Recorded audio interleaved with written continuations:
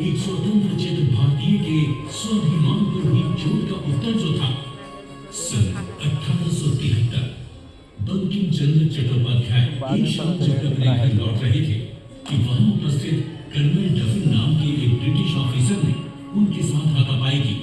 एक उच्च पद के प्रशासनिक अधिकारी होने के बावजूद इस सार्वजनिक अपमान ने बंकिम बाबू को अपने ही देश में गुलामी की असली पीड़ा का एहसास करवाया और यही घटना वंदे मातरम की रचना का आधार बनी। सन 1875 में संस्कृत और बंगाली शब्दों के संगम से भारतीय संस्कृति और आत्मगौरव के पुनर्जागरण के लिए बंकिम बाबू ने इस गीत की रचना की। इस गीत में भारत को एक सजीव इकाई, एक माँ के रूप में दर्शाया गया। एक ऐसी माँ जो शब्द से श्यामला, सुजला, सुपोषित और पवित्र है। 1882 में बंकिम बाबू द्वारा आनंद मठ उपन्यास में ये गीत पहली बार प्रकाशित हुआ और 1896 में रविंद्रनाथ टैगोर ने इसे कांग्रेस के कलकत्ता अधिवेशन में पहली बार गाया। जब लॉर्ड कर्जन ने फूट डालो और राज करो की नीति के तहत बंगाल का विभाजन किया, तब वंदे मातरम बंगाल के नवजागरण की चेतना बन गया। ब्रिटिश सरकार ने गीत पर तुरंत प्रतिबंध लगा दिया और भारत प्रतिबंधों के आगे कब झुका है।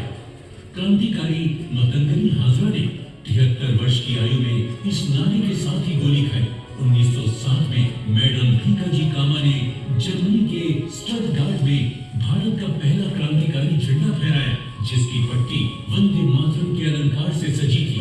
आंध्र प्रदेश में स्वदेशी क्रांति को वंदे मातरम आंदोलन के नाम से जाना जाने लगा।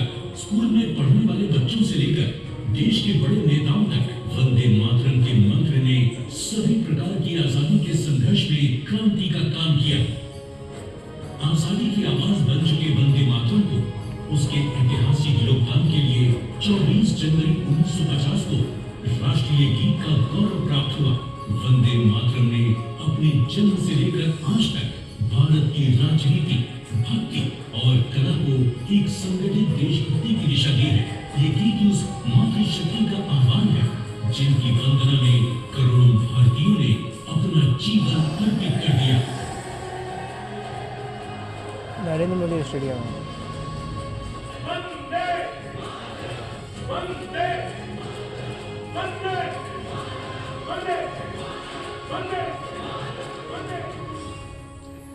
वंदे मातरम, बंकिम चंद्र चट्टोपाध्याय।